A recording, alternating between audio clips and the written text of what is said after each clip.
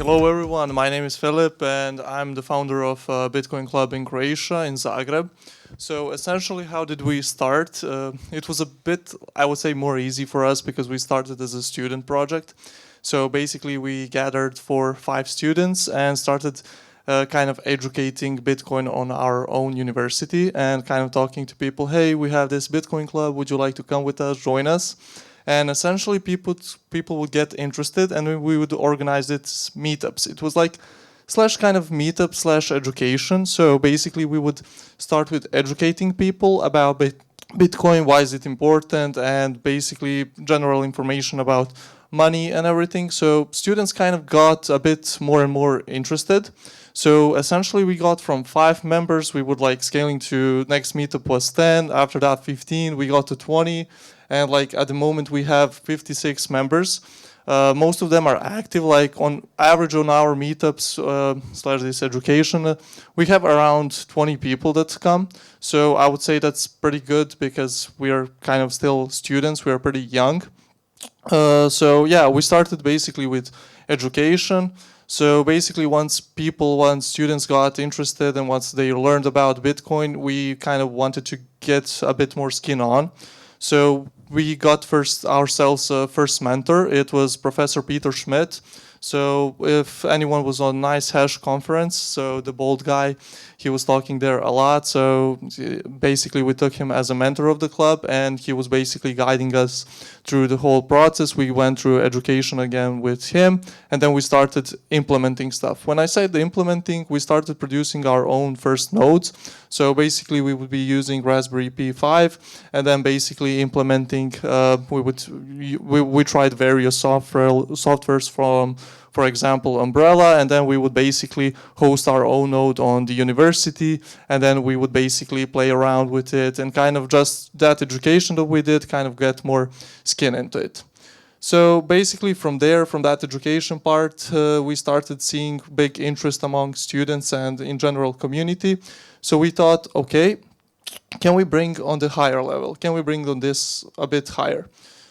Higher level was possible, but we needed certain amount of funding, let's say. Funding for these devices, funding from Raspberry Pi, funding for certain, let's say, promotion, and in general for our community to go around. So first we managed from the place where we started, from our university, we approached them and that's where we got our first funding. So at the moment, per 1 semester, which is essentially like 4.5, 5 months, we each semester get around to 2,000 euros, which is pretty good amount for promotion, for developing stuff and for everything.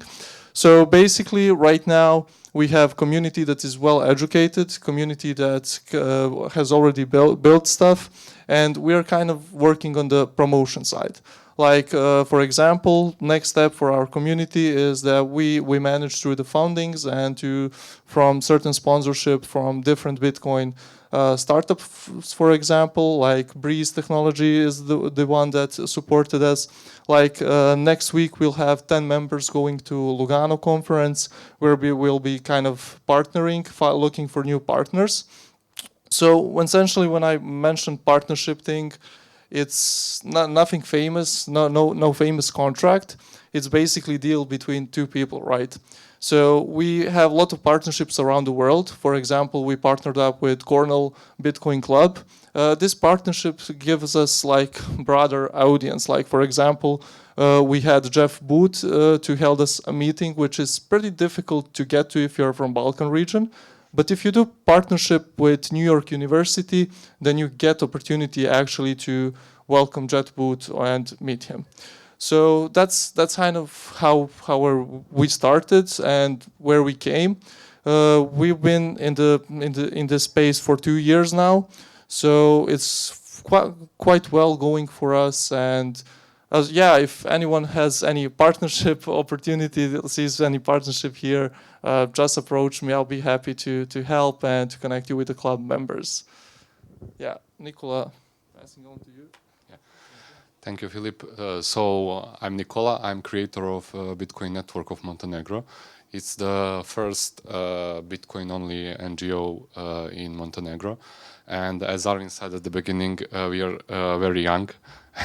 We were established in 2023.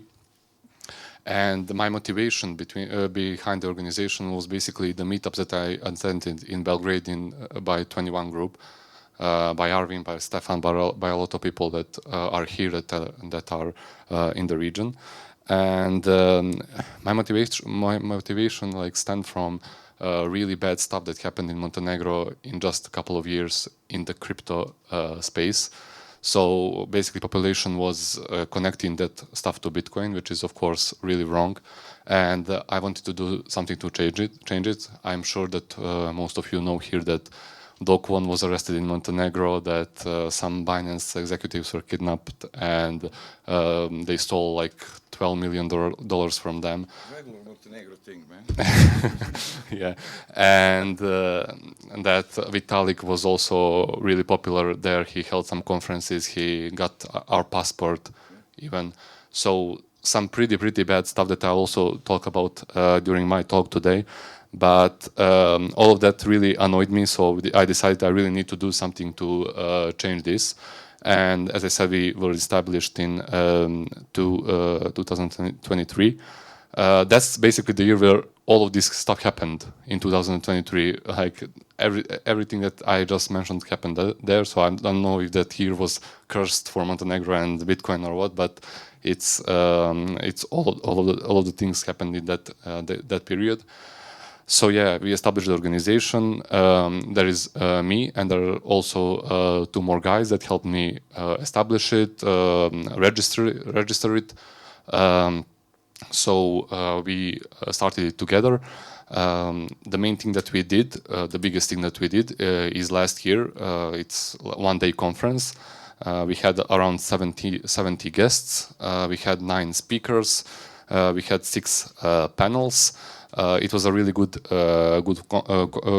day, good conference. There were mostly people from the region, from Balkan region, but also some people came from Germany and other European countries. During the event, the interesting thing that happened is that we transacted 1.7 million sats, which currently is around $2,000 of course, with the help of BTC Pay server. And it was a really successful event, I would say. Samson Mao opened it, Prince Philip closed it from Gen 3. So yeah, that's the biggest thing that we did last year. Currently, there are some laws that are trying to get passed in Montenegro for Bitcoin and crypto. They want to connect them to MiCA, that's happening in Europe, as we know. So we are doing also lobbying there, trying to connect with decision makers, try to change stuff. So yeah, that's basically the beginning and what happened in the last 2 years, maybe, with the organization. Okay.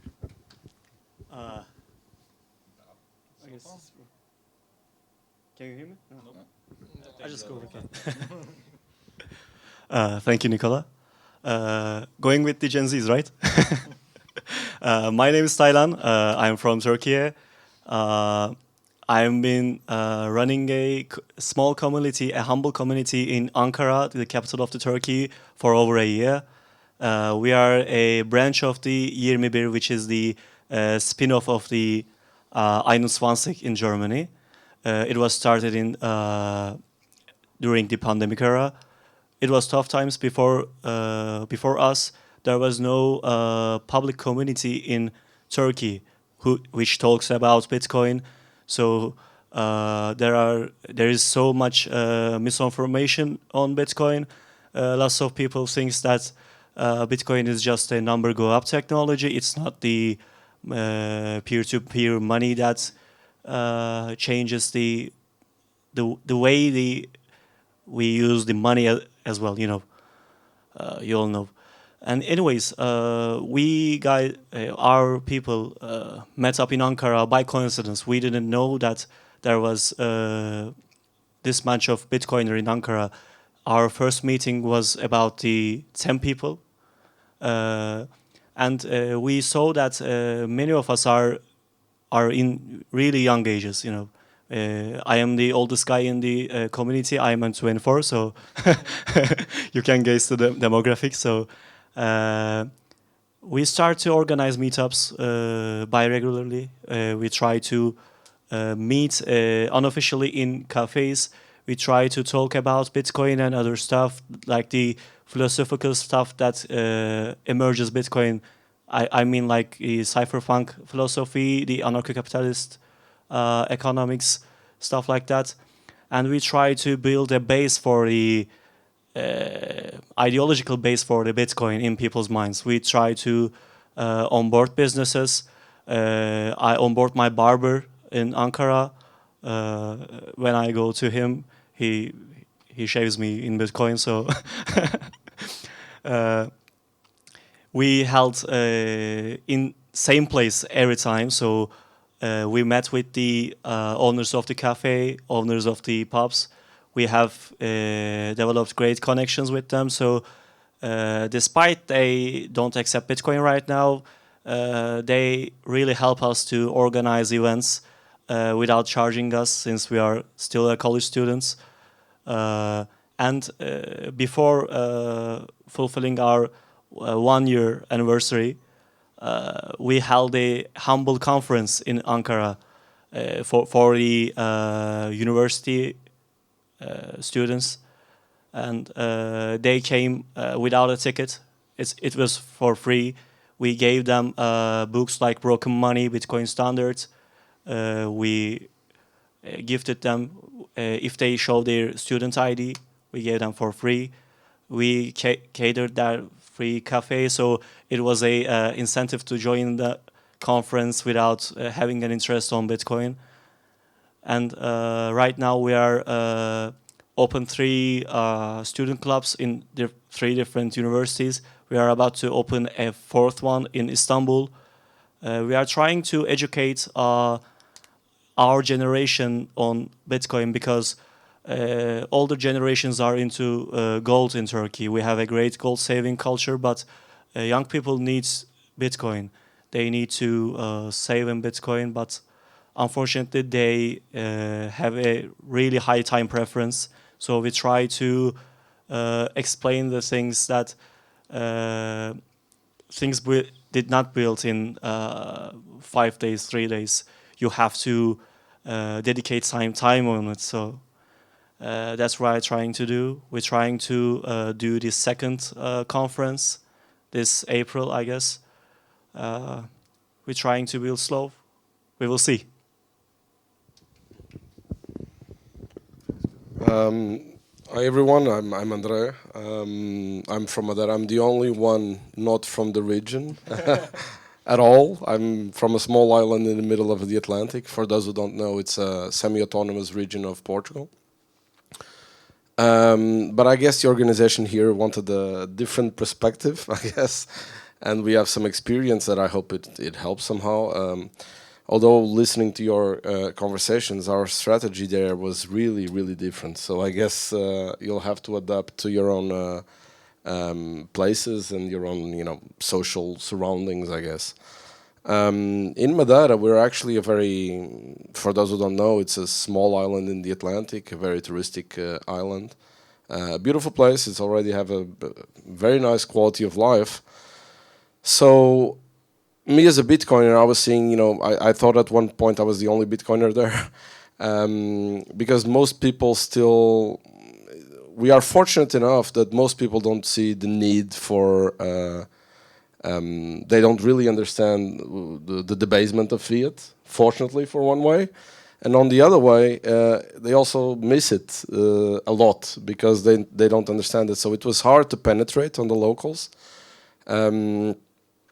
And I decided to as a Bitcoiner, I decided to do something. And our strategy was very different. I started with a Bitcoin publishing company first.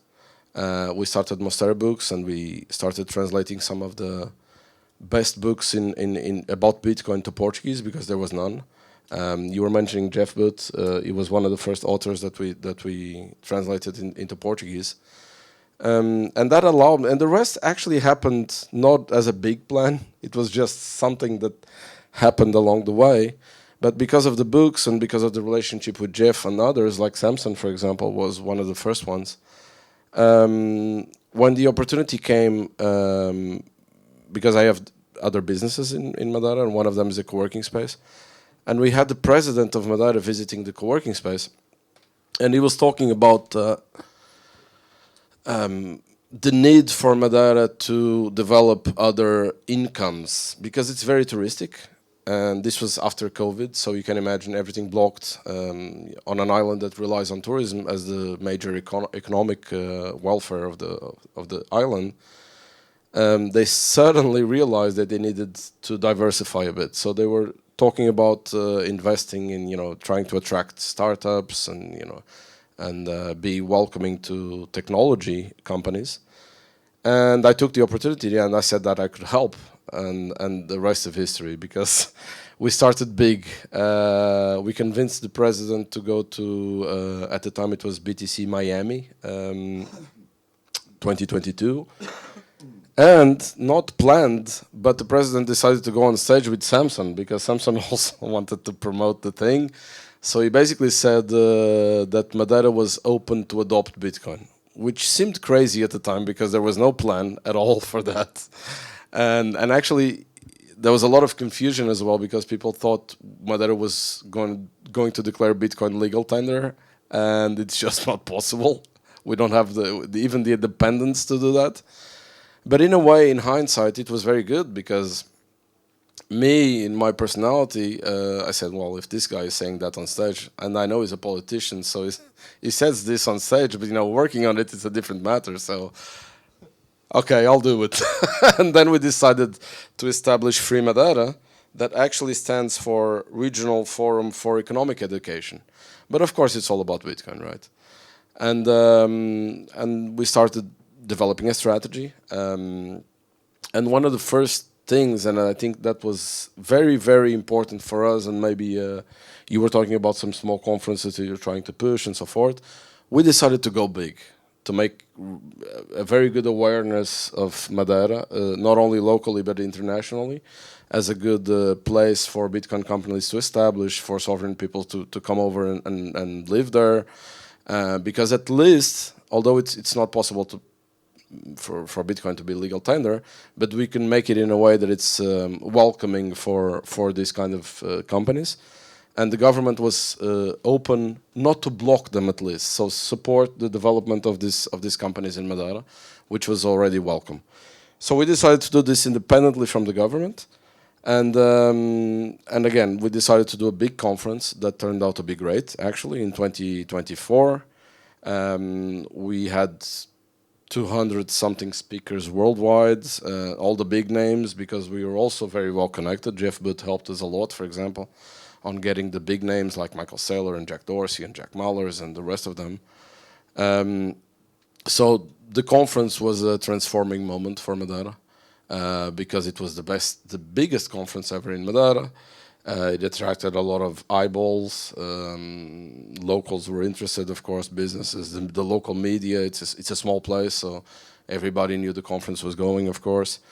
And afterwards, the consequences of it were amazing, because suddenly there was a lot of interest of people moving, companies establishing, a lot of other projects suddenly started to appear around Free Madeira, like Sovereign Engineering, for example, which is a cohort for Nostra and Lightning developers. That's already on the 5th cohort now.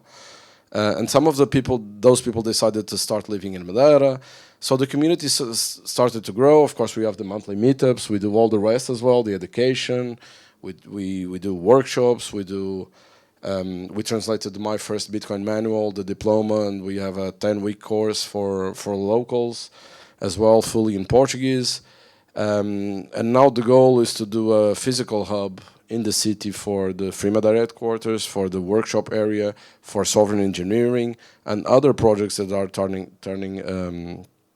being established there, because the community is growing. And as you know, Bitcoiners only think about Bitcoin, so they all start developing their own businesses and projects. And now we have a small co-working space and an incubator, and things really start to unfold at a much quicker rate because of that. Also because when the community grows, you finally are able to do merchant acquisition much better, because in the beginning it was hard, because even if you convince merchants to accept Bitcoin, there would be no regular payments, and I think it needs to grow demand and offer at the same time. So now that we have the community, we could establish a network of merchants accepting Bitcoin, and we are already over 160 merchants, from pharmacies, supermarkets, bars, restaurants, you name it. We have everything. So now a lot of the Bitcoiners living there, and some of the locals who are Bitcoiners, are able to live on a truly Bitcoin standard. Some of them don't even touch fiat, which is amazing to see. And it's become, I always like to make this point, it's become so commonplace in some of the places that when you go to a restaurant downtown Funchal that accepts Bitcoin and you ask to pay in Bitcoin, they don't even blink. It's just they put the Bitcoin POS, you pay, that's it. So it's really, really normal, which is great to see. But of course, every community needs to adapt to their own realities, and this was ours, I guess. You're well ahead. So yeah, I've been to Andre's conference, and I can attest to it that it was very good. It was very refreshing to see the venue was at the stadium, which is like something new for us Bitcoiners, because mostly it's like in such venues as this one. But yeah, my name is Kleman. I come from Slovenia. I represent the Bitcoin Association of Slovenia, or now just known as Bitcoin Slovenia. Maybe if Tony was here, he could tell you more about the time that our community was established, because that was back in 2014, which was way before my time, or actually, or you can, yeah, you're part of all the communities.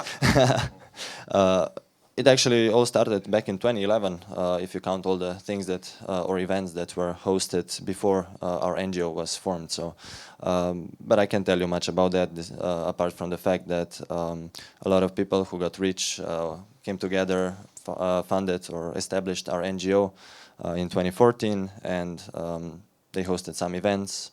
Some of those were parties where large amounts of Bitcoin were spent, and in 2020, after COVID, when Tony, I believe, took over, or was it, when was it, Tony? 2019, okay. So a bit before COVID, when he took over the association, what is ironic to me is that he actually had to cover some unpaid bills himself, because that was the state in which our NGO was left when some of our previous leadership got they started to resent Bitcoin because their own projects did not succeed. So yeah, a lot of shitcoining, let's say, was happening internally back in that time. So in my time after 2020, I joined in 2022 actually. We kind of restarted everything, as COVID was like a large reset. So I can tell you a bit more about that, but I'll try to be short because I already spoke for 30 minutes about that. What we started with was actually, first, I believe, some of our guys met at someone's basement or something to have their own pizza party. They ordered pizza delivery because of the COVID lockdowns. And then there were some online meetups, I believe. And then finally, when measures started to go away, they could once again start meeting in person. So we kind of rented a place in a local, like a bar or restaurant in Ljubljana that has this big lecture room like this one, and we started hosting meetups there, and that was how I came to know the community. I just Googled Bitcoin in Slovenia because I didn't believe that there were any like Bitcoin maximalists here in Slovenia because of all the things that have been happening before, but I was kind of surprised to see that there actually is an upcoming Bitcoin Slovenia event or Bitcoin Ljubljana event in a week. So I just applied, I registered, and I came there. And I found it interesting that it had no entrance fee. So after the event, I approached Tony, I introduced myself and asked him if I could join the community, the NGO. And he said yes, that he actually needs some help if I would be willing. And then I believe a month later, we were already going together to Lugano to a conference, and we just barely knew each other. So ever since then, I became his secretary, the secretary of the NGO, his right hand. In 3 months, he became vice president of Bitcoin. Yeah, okay. I got that title a bit later, but it's an informal one. So yeah, basically the two of us take care of most of our activities in the NGO. We try to be as regular as possible with our in-person meetups because we find it very valuable in Slovenia, which is such a small country, to host in-person events. Why? Because our land area is so small that you can actually travel the whole country in, I believe, 3 hours or so. So it's really not such a big problem to go either to Maribor or to Ljubljana to listen to a meetup or to attend it. And then there you can actually meet people, talk with them, go for a beer afterwards, which is what we're all looking forward to, especially if the presentations, the topics are kind of boring, the technical ones. But yeah, we didn't host many online events because we are small, like I said. So we focus on those, on the meetups. We basically do everything without charging any entrance fees.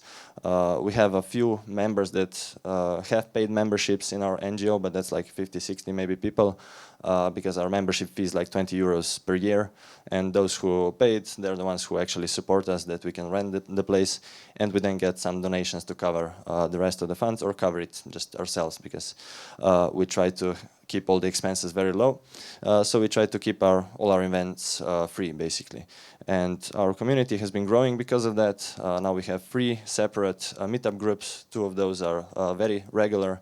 We basically do a meetup every month. We change subjects all the time, from technical to economic to just what's been happening recently, like the tax bill that I was just talking about. So these are the things. And then what I also find valuable is just to connect with your members and go together to visit a conference like Madeira. I just took, I believe, three of my friends along, and we went, and it was amazing. With Tony, we went, I believe, to Lugano, 2 times to Prague. We are now here. Did we go anywhere else? We might have, yeah. There are too many of those conferences. So these are fun times. This is how the community grows, and then you just have to be consistent. Just organize stuff, talk about these things, translate literature. That is really important, I believe, because the funny thing that I keep telling people is that the guy who is translating most of our books is not Slovenian, he's actually Bosnian. So it's kind of funny that a Bosnian who doesn't speak like fluent Slovenian has to translate all the literature, because no one else would before him. So now we've translated the fiat standard, the Bitcoin standard, broken money, inventing Bitcoin, and I believe the sovereign individual, and also Bitcoin diploma that you mentioned. But we don't have a course yet, but we're doing more and more of that in the schooling system as well.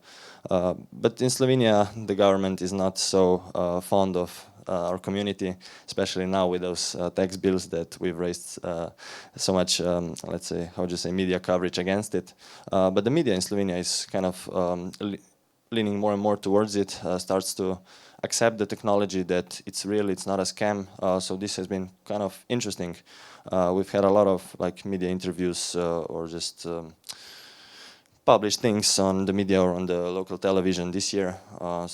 And anytime the price goes up, the phones start ringing and everyone wants to get your opinion on it. But you just say the NGU number goes up, right? So it's quite simple in that sense. So yeah, we don't get any like government subsidies or stuff like that. We don't even apply to them because we don't need them. But and we hope that we will never need them. So basically, what I can tell anyone else, especially like you guys in Madeira, because what's the population there?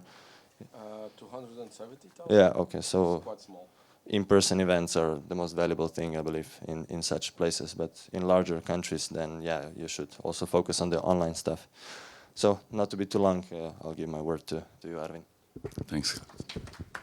Great.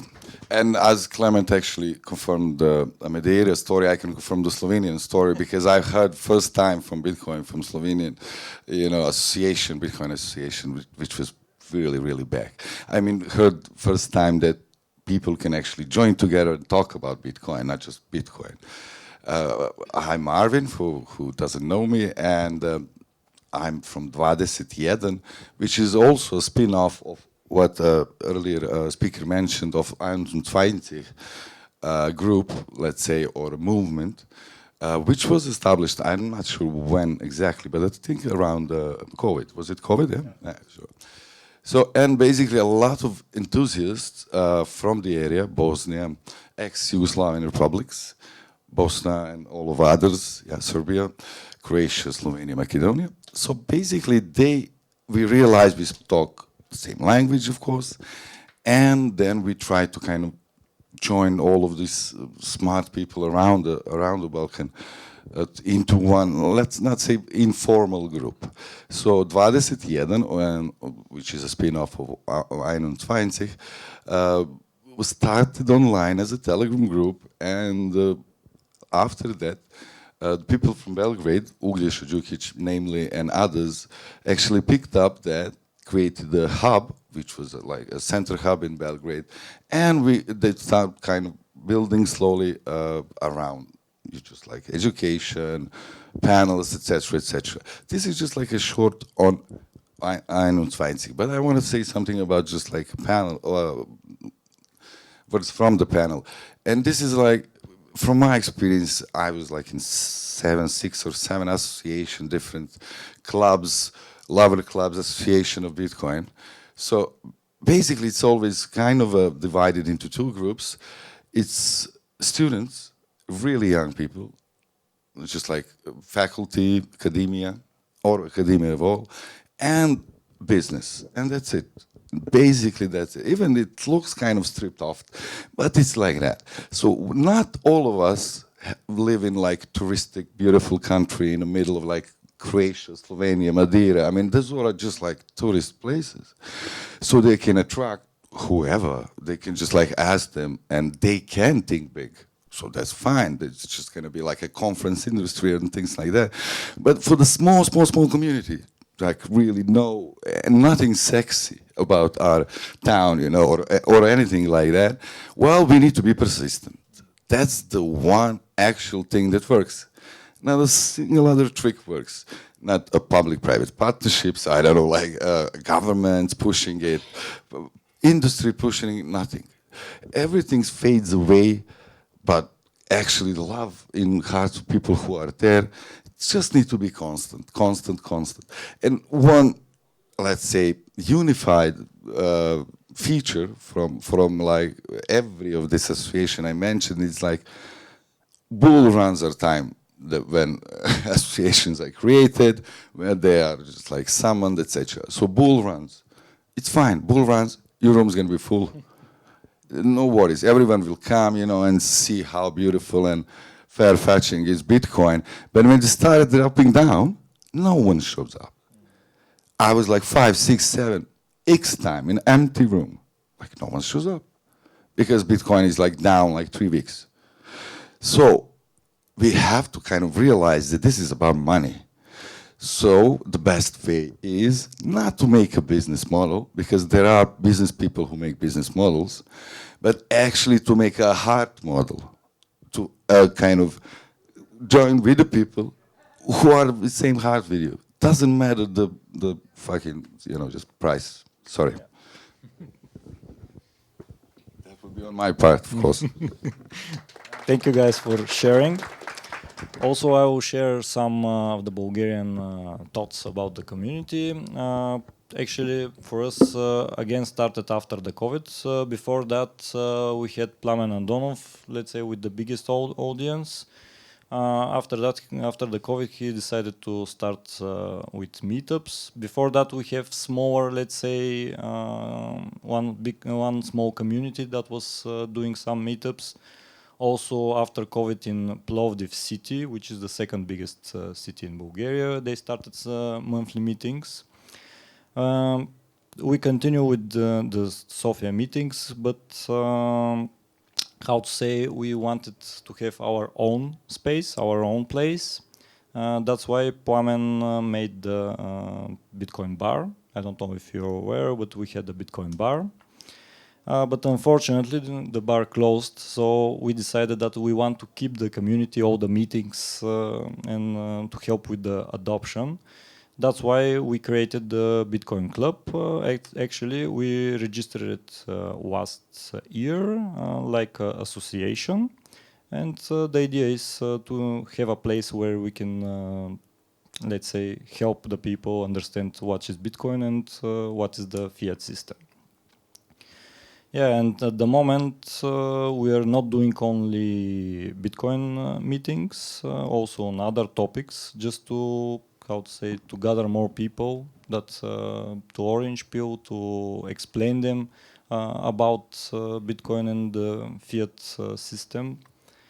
And yeah, pretty much this is what we were doing the past 1 year. I would like to have some thoughts from your side regarding doing meetups, but not only about Bitcoin, also other topics. Have you done something like this? Like not being Bitcoin related. It's always Bitcoin related, but you know, you must start from somewhere else. A bit from the side, yeah. So just one thing that I forgot to mention before, and then I'll pop back on your question. So one thing that I think is very important and that we don't kind of show it as much is comes directly from academy. For example, we have a lot of economy students, a lot of business finance students. It's very funny that in the 21st century, those students, they learn about stocks. That's okay. They learn about commercial papers. That's as well okay. They learned about bonds, a lot of different things. But essentially, we do not learn about the assets that has highly appreciated, you know, towards time. And it's very funny that you have one student of economy finishing his degree and not knowing what Bitcoin is and what it stands for and what's actually solution and where are the root causes of the problem. So that's something that our club understood very well. And as we have community in Serbia that it has students and it has business people, you know. Those are the types of people that do understand the problem. And why do students essentially understand the problem is because they live in the world, like, for example, they think about their future. You have very hard-working students paying their own bills, working something aside and studying. When they think about tomorrow, when they will raise their family, and how they probably think, how are they going to get there and buy their apartment, you know? And when you look at euros and dollars, all the apartments, like when you buy them, it's kind of they kind of appreciate it. You know, those business people, they buy apartments and they sell them later because they appreciate it. But if you look at Bitcoin, they didn't appreciate it. They lost their value, you know. So it's kind of very important thing. So what I would like to say with this is that from our Bitcoin club and from our mentor, we managed to get a Bitcoin course on our university. So basically we have a course that's free elective. It's called Money, Inflation, and Bitcoin.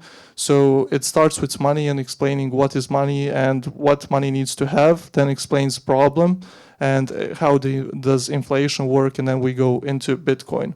So basically this course gives opportunity to finance people to learn about Bitcoin, and then later on we basically recruit those students that finish that course to come into our community and to join us to become members of our club. So that's something like how we get people, students into the club, but we don't actually do meetups with them, but we have a whole one process of education that lasts for 4 months. So I think that's very valuable, and something like Slovenia is doing that Clement presented. It's amazing that you as well provide education in Ljubljana and did a conference. So that's very great. So yeah, basically regarding the meetup side, we have some semesters that we do good, some semesters that we do bad. It's essentially what same thing as in Serbia, you know, price is up, students are there, price is down. Not a lot of students are there, but we do try to kind of push it towards that the price is the least interesting thing in the Bitcoin space.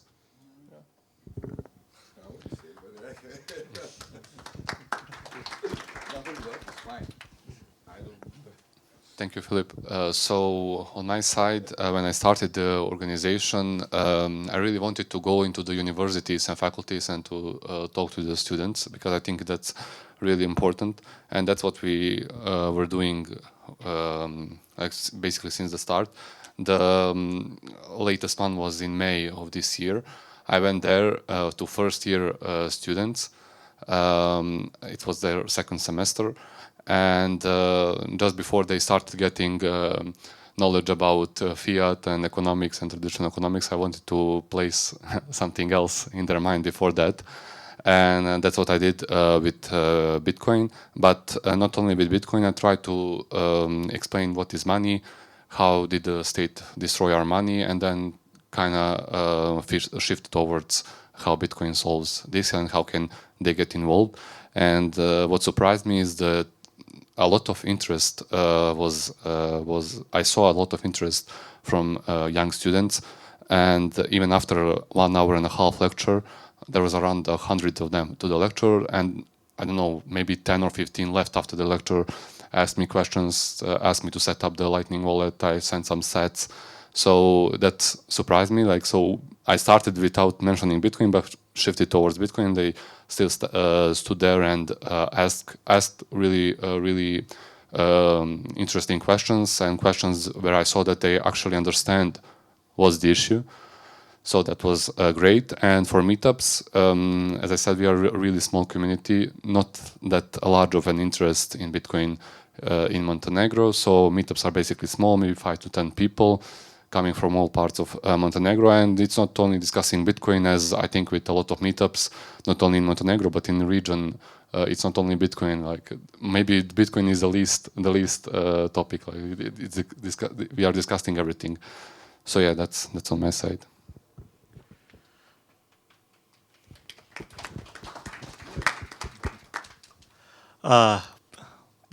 Topics besides Bitcoin, right? That's the question.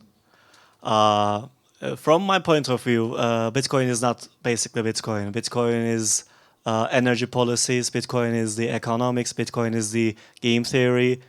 Bitcoin is the cryptography. Bitcoin is the network management.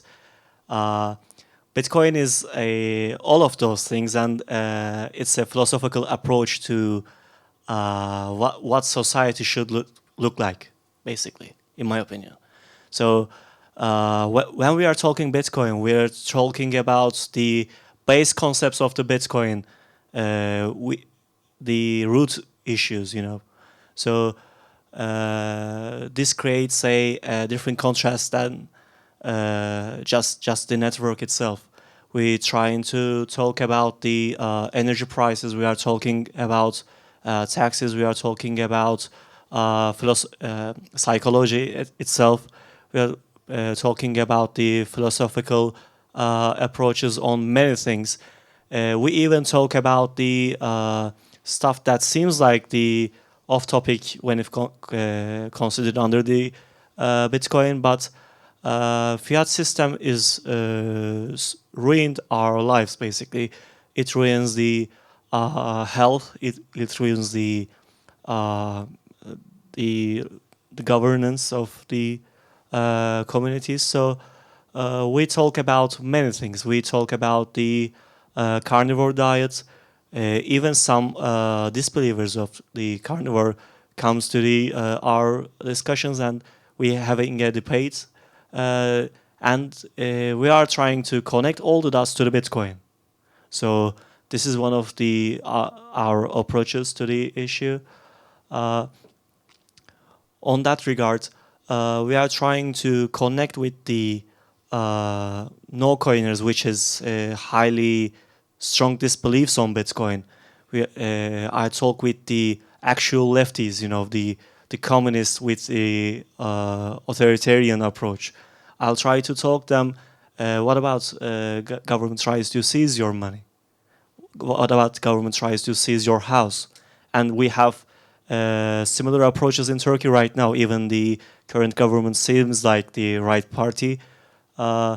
They confiscated many houses due to the recent earthquake happened in Kahramanmaraş province.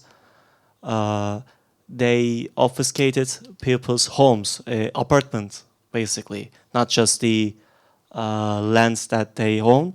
They obfuscate it and make it public to the single apartment in the building. You can imagine that. Giving such kind of power to one single entity, it's creating issues.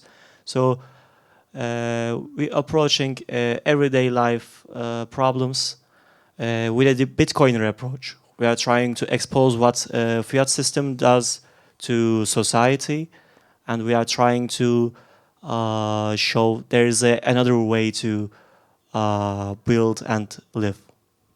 I guess inflation is quite a topic in Turkey with the Yeah, devaluation yeah, of exactly. the But lira. over the course of the 1 year, the economy is fully dollarized. We still use Turkish liras. We still price things in Turkish lira, but the exchange rate is quite stable. You know, it's around 40 liras for $1. So we are getting the inflation in dollars. We are getting the US inflation right now, and people still don't realize it. But we are trying to expose that.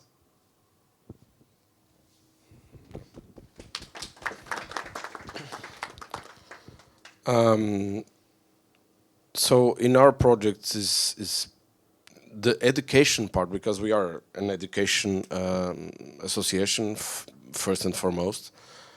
It's all about Bitcoin, so the workshops, the technical part, the wallets, the fundamentals of money, all of that you can see directly on educating about Bitcoin and my first Bitcoin diploma and so forth. But then, and I think Thailand was mentioning, Bitcoin touches everything, right? So we also do a lot of work that is, well, everything's related to Bitcoin, but not directly, right? So what we do is not directly, but we support other ventures in Madeira that are touching other pain points. For example, there's an unschooling project that started last year called A Place to Be that is very well connected to Free Madeira. There's another project where actually you may know him, Rahim Tagizadegan, a big Austrian economic guy and a speaker at conferences as well. He has another project called Garden City, if I'm not mistaken. They purchased a big plot of land in a very nice place in Madeira, and they're building a community there as well. Sovereign engineering, for example, that comes on the development space for Freedom Tech. It's an open source incubator. So there's a lot of stuff ongoing around Free Madeira that we fully support, of course. And the way we do this is, a lot of those businesses, especially inside the European Union, there's a lot of regulation and bureaucracy and so forth. So we help them navigate all of that, so it makes it easier for them to establish and kick off. There's also other projects ongoing on the community that go on par with the merchant adoption. For example, we're establishing now a marketplace for those people who do direct-to-consumer, like vegetables, meat, honey, and whatnot, to have a place where they can promote their products and sell directly to the doors of people. And of course, payable in Lightning if you choose to do so. So yeah, there's a lot of projects around Bitcoin, and I would like to mention one specific one that I think it's very important because Portugal is very far behind still. It's the energy part. So we also decided to do a smaller conference this year. We did the first edition in Lisbon, actually, because it was easier to be next to the people that we wanted to reach. Called the Free Energy Summit, and we invited a lot of people from the space, like Eric from Gridless, Rachel from TerraHash, Daniel Batten, and a few others. And the idea was to bring the legislators, the regulators, and the private producers of energy together so they can understand how mining can be so important for their operations, for grid stabilization, revenue, and so forth. That was very successful, and we're aiming to do the next one next year again. And it was also a very thought-out decision to do the big conference every 4 years, so we could have time to do all the other important stuff that are related to Bitcoin. Thank you. All related to Bitcoin. That's it. So I would not necessarily agree that that other topics cannot include Bitcoin all the time, because as as anyone who has been a victim of our orange pilling knows very well, Bitcoin can be a part of any discussion, right? So whenever we try to host a meetup, even if the topic is a bit different, Bitcoin always somehow comes in, right? Infiltrates itself, and this is basically what also helped me survive my 5 years of university once I got orange pilled, because it helped me digest all the bullshit that they would peddle me in school. We didn't get to hear much about Bitcoin at my university, that is School of Business and Economics in Ljubljana, the biggest faculty of economics in Slovenia. But what we did hear about is how blockchain is a revolutionary technology and how it can help supply chains, help banks, financial system, anything basically. It's a solution that can fix everything, right? Like we say for Bitcoin. So just a side note. I went to a conference in Madeira from Startup Madeira, which is another government entity, and they were so much about this Web3 thing. There was a lady there that was supposedly the managing the thing that said blockchain would solve the pollution of the oceans. yeah. I left the conference immediately. So, yeah, that sounds familiar. Yeah, we have quite a few professors at our university that are like tech enthusiasts. They used to be like enthusiastic about blockchain, but now you know what the new revolution is, right? AI. So that is the new focus. But I spent a lot of time trying to argue with them. I even wrote like an open letter to my professor who was giving us this bullshit that blockchain is important, Bitcoin is not, and I was trying to explain it to him. But he liked it kind of. Now he's my mentor for the master's thesis, ironically, and I'm writing about strategies, Bitcoin strategies, so we'll see how that goes with him. So yeah, what did I want to say? Some advice, like we said, about meetups, right, and the topics. Well, yeah, we try to stay consistent, like Arvin said, that is really important. And what I found is that actually our meetups are full even in the bear cycles. Or full. This depends on the topic, basically. Whenever the topic is not too techy or technical, then a lot of people can come because they're just interested. And what we achieved throughout the years is that our community got filtered so much that only the guys who are really interested in Bitcoin and not only its price are coming regularly to our meetups. So with consistency, you can actually achieve that even in the bear markets. You can have a room full of people during a meetup because they just want to hear what is new, hear about the technology. And also, it's not the high prices that fill the meetups. I actually saw that most of the times that our meetups were the most packed was when the price was spiking. So last year, I believe in April, or what was it, shortly after, I believe, Madeira, our meetups got full because the price had just gone up after the halving or something like that, and it didn't reach the 2020 peak yet. But then this year we had quite a few empty, almost meetups, despite the price being over 100,000. So most of the people get caught in the hype. That's when most of them come. So yeah, but you have to stay consistent despite that. Most of the building and developing is done during the bear markets. That's when we've translated most of our books, because then at least the shitcoiners leave you alone at that time, so you can develop in peace. And we've launched quite a few projects in those times that now only now start to pay us interest, if I can say it like that. So yeah, this would be some of my advice, to just focus even in the bear markets. It doesn't matter. Yeah, it's when there are runs, you know, just like bull runs or bear runs. Yeah, there's just like when something is happening, price action is like hard, and then people just like see it, media reporting it. It's like, oh, it fell down for 15%, whatever. But non-Bitcoin things, there are non-Bitcoin things. One of them is freedom. So that's why we thought to kind of do that topic sometime, just like freedom, whoever thinks about it.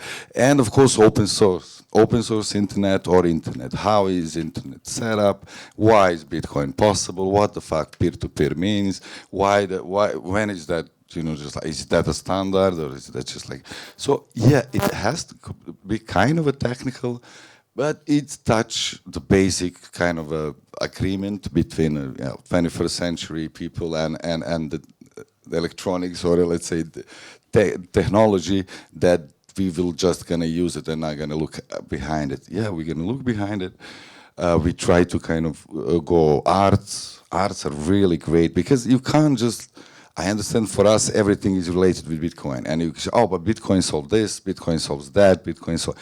But you cannot approach newbie with that because you need to kind of put them in a cocoon of something which he already understands.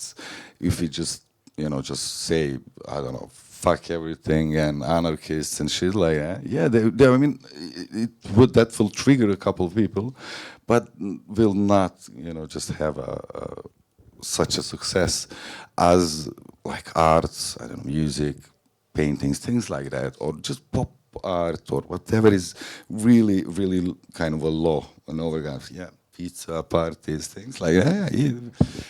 But whenever I heard someone say, "Let's order the pizza," I always heard like Bitcoin. Yeah? So pizza is now a Bitcoin topic. So that would be it. Just like freedom, talk about how is internet built, why is like that, how can we use it, why is it we can use Bitcoin now, why? I mean, how come it's not cut, how come it's not turned into Google or Amazon or whatever? Yeah, actually each topic can be shifted to Bitcoin. I will give an example from Bulgaria. What we do, for example, financial meetups. We invite some guys from economic or something like that, some professor from university. He is doing some lecture, and after that, it's natural that the talk moves to Bitcoin. Also, to have a discussion with a professor regarding Bitcoin is quite interesting. And we do also events like Bitcoin for beginners, because sometimes when newcomers are coming to the club and we started discussing on high level Bitcoin, and they're like, okay, we're not for here.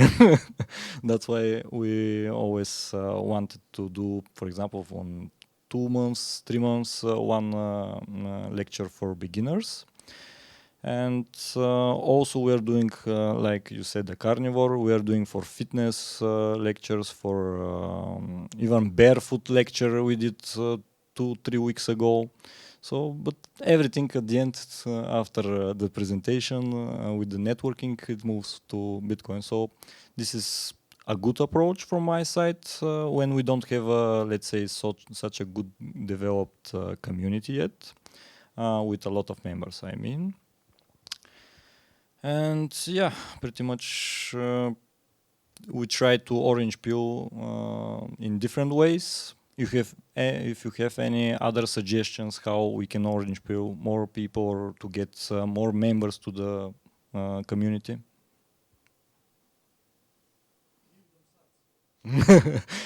But they don't want to install the wallet. When you tell them you need to install one app, okay, next time. Test. Yeah, okay.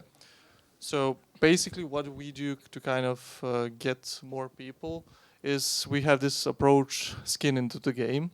So basically every new member that comes into the first meeting and comes to our club to see if he wants to become actually a member, we have like this €5 fee, which is essentially you give us €5, you download any wallet you would like, we send you sats back. So that's basically how we kind of push them to get their first wallet, get their first skin into the game, and just kind of push a bit of an initiative to kind of keep on going and check. And it always happens that they forget about it, and then after some time they check their wallet, and if price is up, they were like, ooh, So that's how we kind of try to bring the attention of newcomers, and kind of we just put them, give that skin into the game. Yeah, on my side, I think incentive to get some sats is important, and they can get introduced to the wallets and how Bitcoin payments work that way. Also, after the meetups and conferences, talking to newcomers, and for example, after the conference that we did last year, we got some more interest, like about the organization, what's happening, about from media. from media as well. But also, I kind of gave up on pushing people to come and do this, do that, look at this, look at that. Nobody pushed me into this. I was the one that wanted to know about it, wanted to educate myself. So, I don't know, just as I said, we can give them stats, we can talk about them, not only about Bitcoin, but as we talked before, about money, freedom, and stuff like that. But if they don't really want and they don't really feel the need for Bitcoin in their life, they probably just will leave that sats on the Lightning wallet or just delete the wallet, and that's it. So I think it's important to get to be nice to them, to like not push them away, but don't like run for them and ask them do this, do that. If they want to do it, great. If they don't want to do it, it's their decision. Giving sats is the one of the main approaches that we use, but we also try to show the common misconceptions about Bitcoin by real-world examples. That's one of the approaches that we took. For example, giving sats is one of the approaches, but in deeper there is another motivation. People, basically no coiners, didn't know the Lightning network. We have to show them there is a way to instant payment in Bitcoin. They all think when I offer them some free sats, they all think, oh, it will come around 10 minutes. I don't want to wait, and I challenge them. It is faster than Visa and MasterCard. So I'll try to show a demo to them, and when they saw, I'll try to explain Visa and MasterCard settlement time. It's around 24 hours. So and I show them they can spend their sats instantly. There is no obstacle on that regard. No delays. Yeah, exactly. So this is one of the ways. I also try to show Bitcoin is not polluting the environment. Why the real-world example? I also show some real-world examples like, do you know Kalkasa from Ethiopia? He is mining with the electricity that is produced by the dam. They are working with the Ethiopian Electric Company, and they generated $220 million with mining this year. So I show them, oh, Bitcoin is not about the first world countries getting their dirty money clean, like Switzerland. Many of people think like that, but I show them countries like Ethiopia can benefit from that. Global South can benefit from that. Communities in Africa building economies that helps themselves better than their fiat system. Even in Tanzania, one sats is more valuable than their local fiat. So I'll try to show these communities, and I'll try to demonstrate every country going that way. Even in the first world countries like US, Germany, Italy, you name it. So that perspective opens people's eyes. In my personal experience, I saw that. So in Free Madeira, at Free Madeira, we don't really have a strategy for the normies, I guess, apart from the education and the adoption. Although that membership idea is actually cool. I might copy that. I think it's a good idea. I should think about that.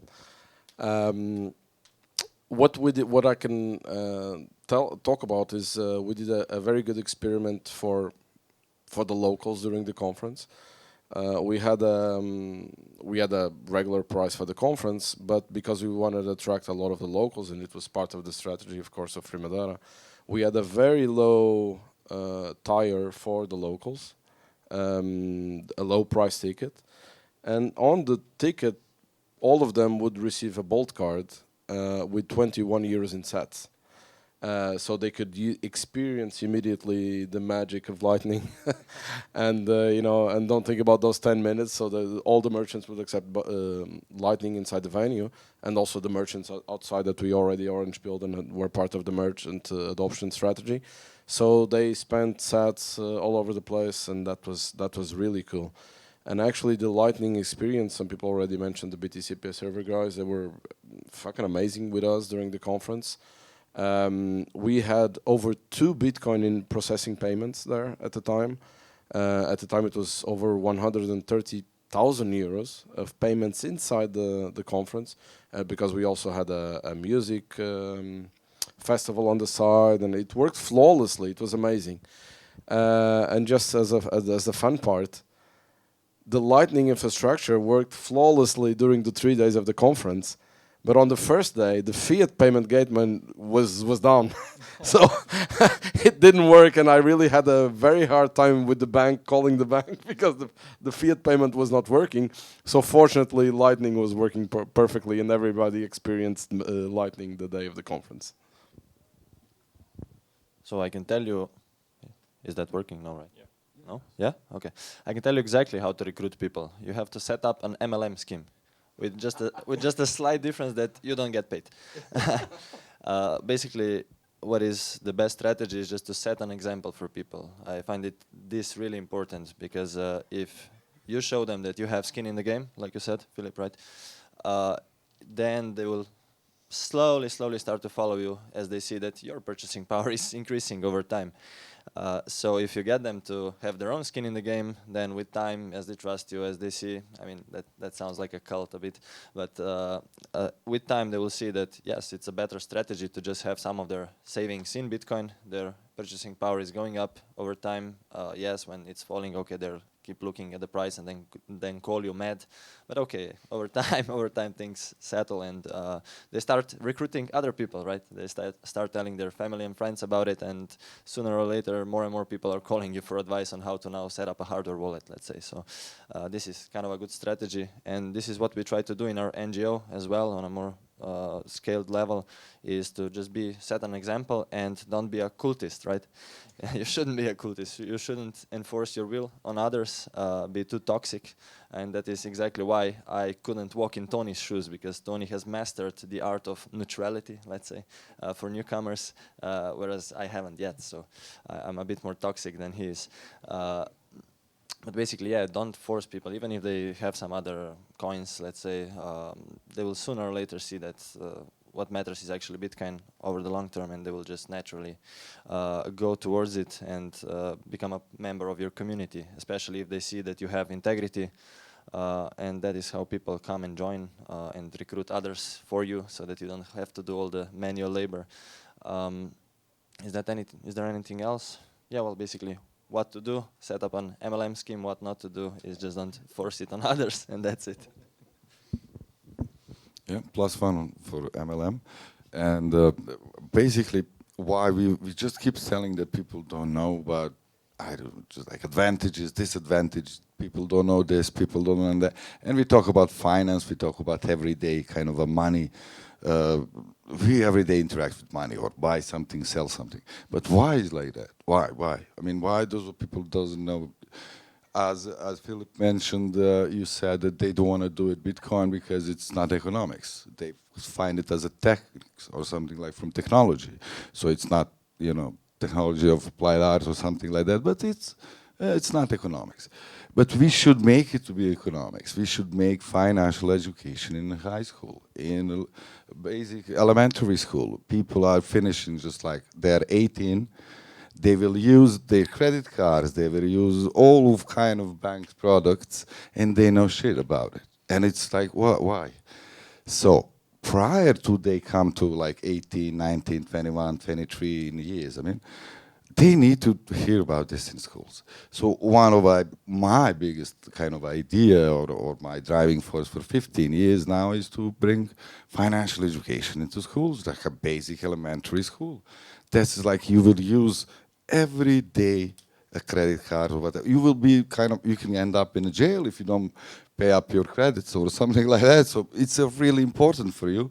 But no one ever tell you anything about it except that one lady on a teller, when she gives you a card. So it's kind of a really off-putting for everyone. And I think we should join forces, like all around in Europe. If it's not in Asia, might be the first one to actually implement it, but in Europe, why not? I mean, it needs to be in elementary schools, it needs to be in high schools. I absolutely agree.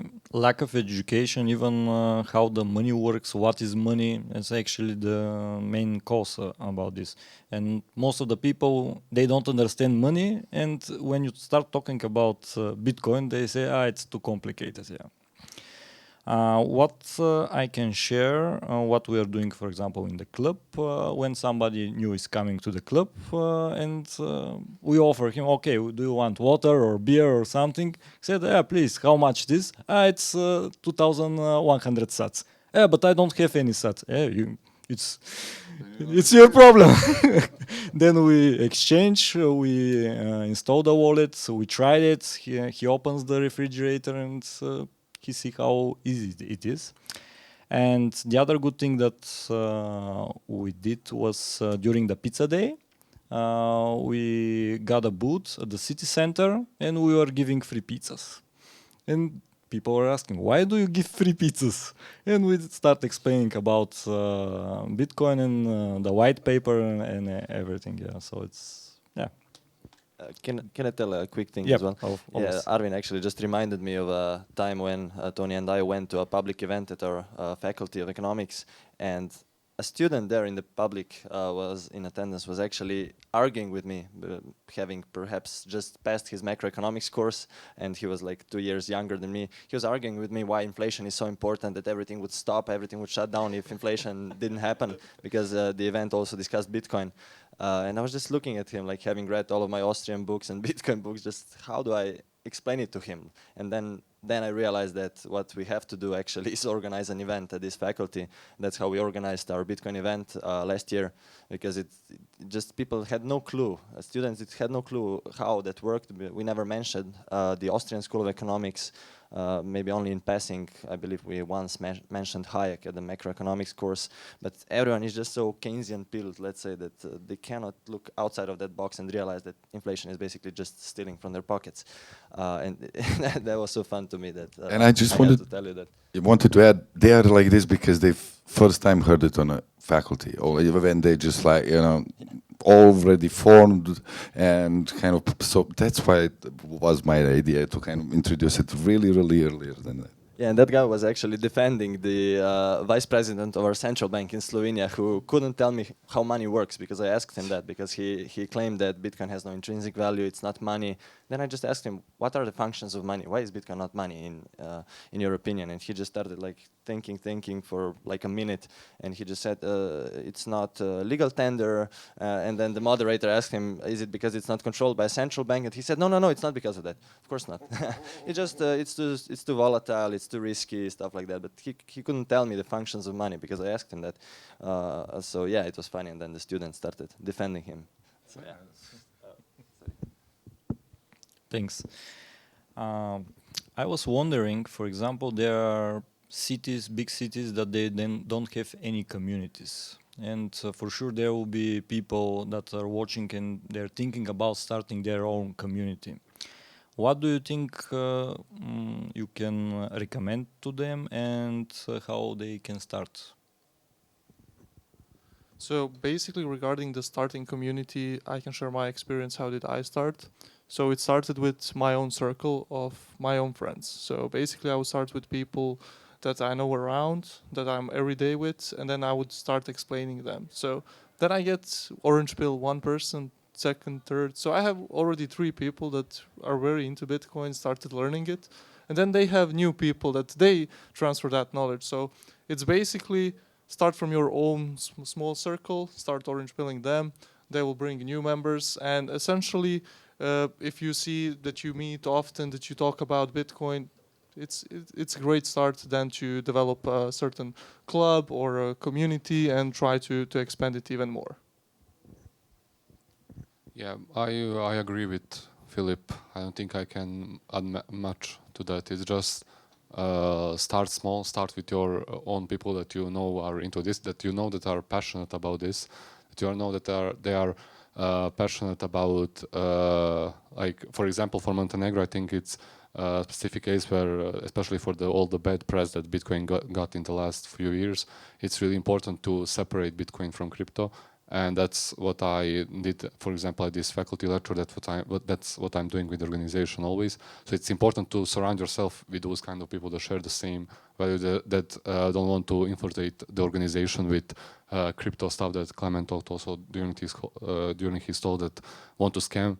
So I think that's a really important start, and then slowly grow the community by doing the meetups. Meetups, I think, are also really important, probably more important than conferences, because it's more one-to-one.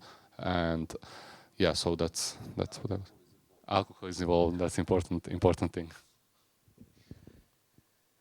I totally agree with the guys. They say all of them are true, but I would like to add something. While we are first discussing the how our community is going, Clementin and Arvin said that staying consistent is the key. Even if you are not a community, you may be a friend group, you may be discussing two people about Bitcoin. You have to do consistently. You have to meet and you have to talk about it. Maybe when you are talking in cafe, someone will interested in and will join into your conversation. You can do that by that. You have to speak publicly. You have to be open. You have to be more patient. You have to act patient. People will come with the dumbest questions you might heard of, but you have to be the peacemaker. You have to be you have to make dumber the concepts of the Bitcoin to having a conversation, having a communication with them. So be consistent, start small, but always be patient. Yeah, I would say just reinforcing what has been said. I think I mentioned before. At one point I thought I was the only Bitcoiner in Madeira, but when you put yourself out there, there's more. Yeah, put yourself out there. Start small. Start with the meetups. Be consistent. Very, very important. Free beer is also a nice touch. I would give another option as well. You can also try to start on the business side of things. Either start a business in your city that relates to Bitcoin, and we know everything relates to Bitcoin. But also you can partner with other people. I'm looking like start Ordermoon in your city, or start partnering with Muscat and delivering POS and software solutions to merchants all over. And of course there's Bitcoin there as a Trojan horse. So there's options that you can think about, but mainly be consistent and be out there. Yeah. I would just insist on my previous MLM argument that you still have to find you have to find the people in other cities who would be willing to take over the organization of other meetup groups. Let's say that's what we do. Tony and I take care of the Ljubljana group, but then we have two other guys taking care of the two other groups that we have. One is more regular, one is just occasional because he doesn't have that much time or the will. So yeah, it depends on who you find, but you have to find someone who is as crazy as we are to do it basically for free and to waste his time. Because basically when you start a meetup group from scratch in let's say a new city, especially when the city is smaller, you'll basically talk to 2-3 people maybe in the audience, and you will be the only speaker every month, so for a few months. And then slowly you get new speakers, new topics, and people start coming. So yeah, consistency basically. And of course, this analogy which Einzus Feinsing used with the lighthouse, which is really that's the basic thing. You need to be a lighthouse. Boring building doesn't have to do anything, but it just sits there and shed some lights. That's it. That's not to mention all of these other important elements to speak up, which you mentioned, and it's really important. So other people can hear that you can speak. It's not a illegal topic. It's not something which is gonna make you, to troubles or something like put you in trouble. So yeah, and not everyone is extrovert. So you don't have to even have like, I don't know, some kind of education. We always talk about education, but you don't have to. You can just like chit chat with someone, or you might be intervened. That's fine. And now, of course, YouTube is your help. You just record something, maybe, and share it with someone. So all of those are really nice starting points. But for a consistency and for like a long life, it needs to be like a boring, small stuff, but like consistent. One, two. Yeah. Well, I can just express what I feel. Like when I'm watching a football game and all the team players are playing together and the game is so good, you're winning. So I'm feeling like I'm watching a game. And these are the team players of a whole region, which is just phenomenal here, from almost all the Balkan countries here, apart from Madeira. Yeah. So my question, exactly. So my question is, we talked about the communities. Are we going to have more meetups just between the leaders of these communities, just to make sure we're growing up the region? Because as we know, yeah, in Belgrade and whatever, and I know you're a bit more active in the former Yugoslavia, because you meet up there in Belgrade a lot often. But I think we need that because we have a lot different mentality compared to the West and compared to the North. So we've got a different perspective. I feel so much joy here, like looking at you guys, including I think BTC Balkans is just the beginning. So yeah. By the way, most of you guys going to Lugano? Yes. So we meet there as well. So all the communities are gathering. I just have to say that I'm really happy that you're all sitting there, and I really appreciate what you're doing in other countries. But I have one little comment. I missed something on one of these, or maybe two chairs. You're all guys. You, I was listening for I don't know how long, for 1 hour, but you didn't mention how to attract more girls or women. So are you doing something on this side, or purely man topic? So, in Turkey, there are three cities that runs the Bitcoin community. In Istanbul, there are devs, there are developers. They develop stuff and just talk technically. In Ankara, we have a student group. We have lots of time to share. We have lots of time to spend. So we do lots of meetups, officially and not officially. And there are people in Izmir. There are boomers. They just they just gather in a cafe, so buy some beers, etc. But there is also a story in Izmir. Four old ladies runs a small resort. They offer health and wellness to the people, but instead of charging by the night that you spend, they offer a value for value proposition. While you spend in the yuva, this is the names of the place, which means the home in Turkish. So while you spend your days in yuva, after you're leaving, you will give a donation voluntarily. If you don't like it, you don't need to donate anything. But if you like to, you can donate some sats to them, and that's it. They have a small mining rig in there. They also mine as a concept. They show other farmers how Bitcoin can help them. They do their trades in with the Bitcoin in their community. They also gather a yearly conference. It's a unconference, if you will. So they gather people from lots of backgrounds. There are some health and wellness people. There are some local farmers. There are the maxis like us. you name it. Lots of people come, and we talk about Bitcoin basically, but also we have different conversations, and the demographic is mostly women on those days. So because of the owners network, you know, they brought up so many ladies in different generations, and this helps women to adopt Bitcoin in Turkey. I just like to add that. I would like to add something. Okay then. I would like to add something about that as well on a couple of different things. During the Atlantis conference, we actually had the fortunate decision of doing a kids block.